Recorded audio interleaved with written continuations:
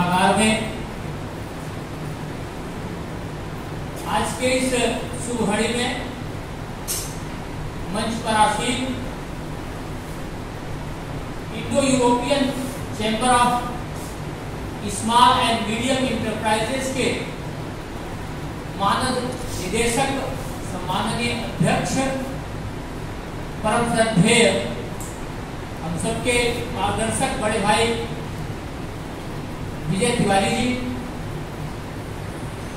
मंच पर अपनी उपस्थिति से हम सबको गरिमा प्रदान कर रही हम सबके बीच Indo European chamber of small and medium enterprises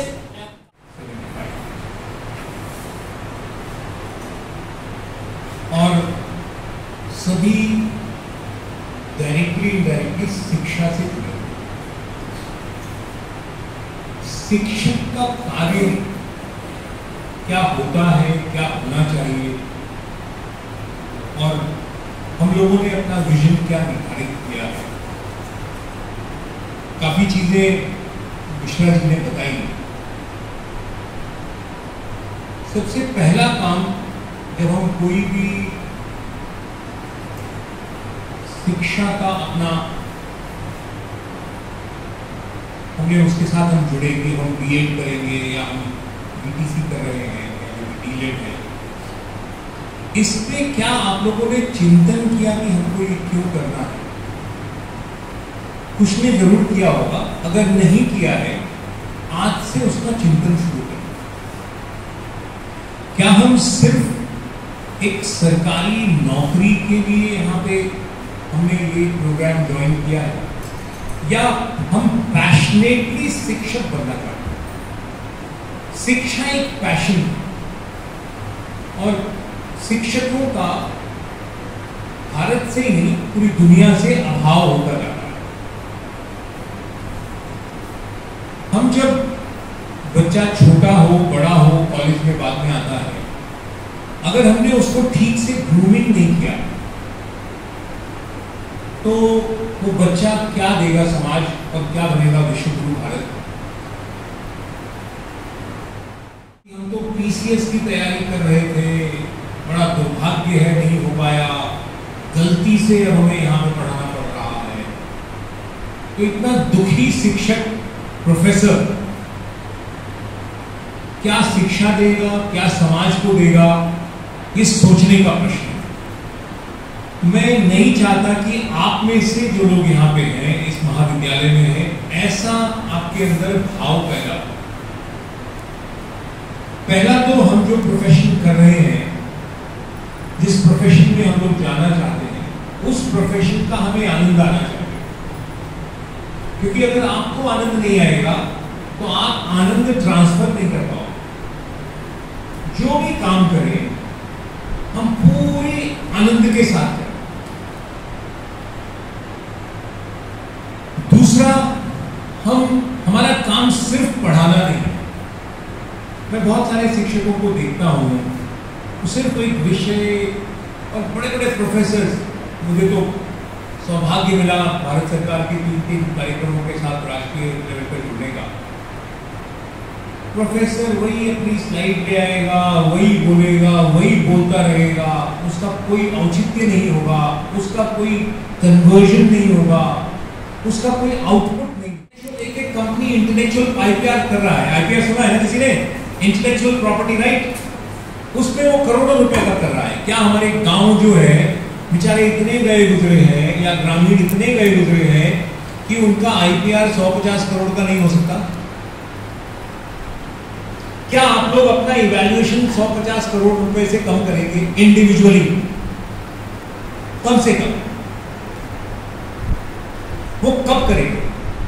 जब तक हम स्वयं को राजा नहीं समझने लगेंगे, उस तरह से विचार नहीं करने लगेंगे, अपने बच्चों में उसको हम ट्रांसफर नहीं करने लगेंगे।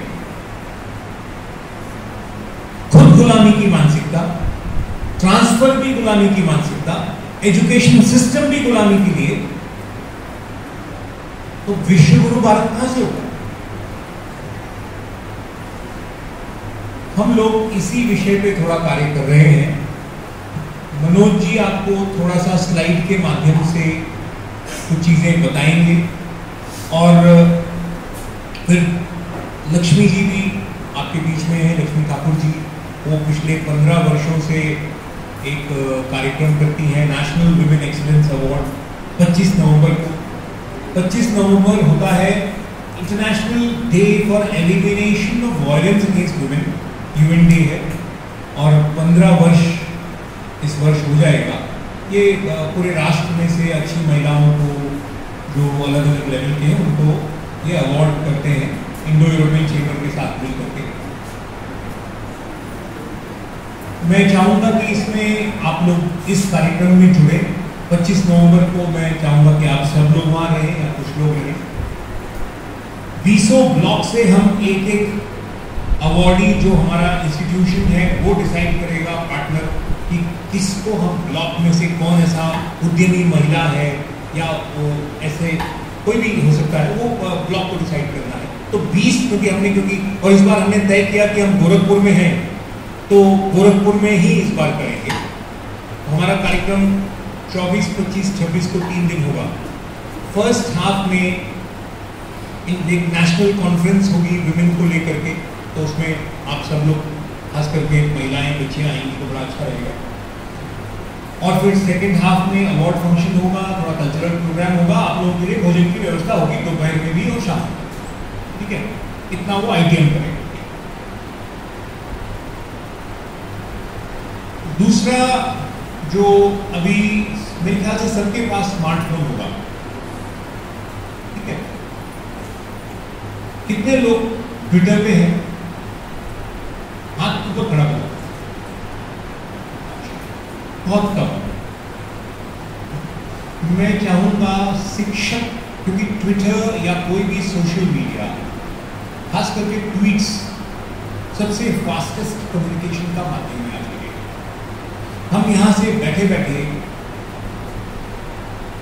रशिया और यूक्रेन के वॉर के बीच में भी अपना कमेंट ज़ेलेंस्की को भी दे सकते हैं, पुतिन को भी दे सकते हैं। पढ़े नहीं पढ़े एक अलग बात है, कम से कम हम भेज तो सकते हैं। अब उसके बाद अगर उसके फॉलोइंग, शेयरिंग, ट्रेंडिंग शुरू हो जाए तो दुनिया देखने लगेगी ये ट्रेंड कौन सा हो रहा है। अभी ट्रेंड होता है बॉलीवुड की कोई फिल्म आ रही है, कोई कंट्रोवर्सी हो गई, किसी ने किसी धर्म परिवर्तन पे कोई कार्य कर दिया, कहीं कुछ और हो गया, ऐसा। लेकिन गोरखपुर कब ट्रेंड करेगा, गोरखपुर के ये इंस्टीट्यूशन कब ट्रेंड करेगा, गोरखपुर के 1300 ग्राम पंचायतें कब ट्रेंड करेंगी, गोरखपुर पूरे भारत के लिए मॉडल कब बनेगा। भारत में लगभग 750, 725 जिले हैं, रोज 2, 4, 5 इधर घटते बढ़ते रहते हैं, डिपेंड करता है स्टेट के। 7,500 ब्लॉक्स हैं, 7,000 से ज्यादा हो गए। डेवलपमेंट ब्लॉक जिसको विकास खंड, कहीं कहीं उसको तालुका भी कहा जाता है। हम भारत के अन्य हिस्सों में कब जाएंगे? आपको अच्छा लगेगा अगर हम आपको केरला के किसी इंस्टीट्यूशन में भेजें, कर्नाटका के किसी इंस्टीट्यूशन में भेजें, नॉर्थ ईस्ट के किसी इंस्टीट्यूशन में भेजें। भारत में अलग अलग संस्थानें आपके साथ आपको होस्ट करने के लिए तैयार होती है। बातों की भी उद्यमिता होती है। आपने देखा होगा बहुत सारे लोग सिर्फ बात का खा रहे हैं, बहुत सारे लोग विचार का खा रहे हैं, बहुत सारे प्रोडक्ट्स को बेच रहे हैं। हमारे गोरखपुर में या उत्तर प्रदेश के पास क्या बेचने के लिए है? मिश्रा जी ने प्रोडक्ट तो बता दिया, लेकिन क्या हमारे पास जो स्पिरिचुअलिज्म है, जो गांव में परिवार का वो है, ये बहुत मिसिंग है। ये वेस्ट में है ही नहीं, बहुत कम जगह है। और जितने भी शहरों का मॉडर्नाइजेशन हो रहा है उन सब से भी खत्म होता जा रहा है। दिल्ली, बॉम्बे, लखनऊ, कानपुर, वाराणसी, जहां जहां बड़ा बड़ा होता जा रहा है, क्योंकि बड़ी बिल्डिंग में वो चीजें नहीं मिलती है परिवार का, तो ये भी एक हमारे को बेचने की जरूरत है। शुद्ध हवा, शुद्ध पानी, शुद्ध भोजन, शुद्ध विचार, शुद्ध औषधियां हम लोगों को हमारे आसपास इतनी जड़ी बूटियां हैं, इतनी कुदरत ने चीजें दी हुई हैं, भगवान ने, ईश्वर ने दी हुई हैं कि हम उसको पहचानते नहीं, हम अपने आप को नहीं पहचानते। जब तक हम, आपके हाथ में एक हीरे की कांडी मिल गई, कांडी जो रॉ फॉर्म में होता है, उसको आप कैसे समझोगे ये हीरा है और कहां बेचोगे? कालाहांडी उड़ीसा में एक जगह है, वहां पे हीरा होता है। मध्य प्रदेश में पन्ना एक बेल्ट है, वहां पे प्रीशियस स्टोन्स होते हैं, लेकिन वहां के लोग गरीब हैं। हो वहां पे रहा है, व्यापारी कौन सा अमीर हो रहा है? सूरत वाला। क्यों? उसने किलो के भाव में खरीद लिया, उसको ले जाकर के उसने पॉलिश किया, कटिंग किया, एक अच्छा बड़ा तनिष्क का ऐसा शोरूम खोल लिया, बढ़िया एसी वेसी, उसमें महंगा करके बेच दिया, और हम और आप सब कुछ बेच करके वो खरीदने चले गए एक छोटा सा तनिष्क का जो किसी काम नहीं आएगा, गिर गया, खत्म। इजी हो जाता है कि बच्चा घर पे जाके क्या रह रहा है, उसके पेरेंट्स की कंडीशन क्या है, उनको क्या आता है क्या नहीं आता है, ये हम लोग देखते हैं बच्चों को आगे ग्रूम करें। दूसरा एक चीज मैं और कहना चाहूँ, टीचिंग के प्रोफेशन में जाना है, ये हमें कब पता लगा? जब हम 10th, 12th, 11th में थे, ड्यूरिंग और ग्रेजुएशन में रियलाइज हुआ कि हमें टीचिंग प्रोफेशन में जाना है। ये कोई बता सकता है क्या? हमें कभी रियलाइज हुआ कि हमें बीएड करना है? होने के बाद हम आपके पास आए और आपने बढ़ते हुए हमें देखा, पढ़ाया और हमें जीवन में क्या करना है, तो इस पे जरा चिंतन कीजिए।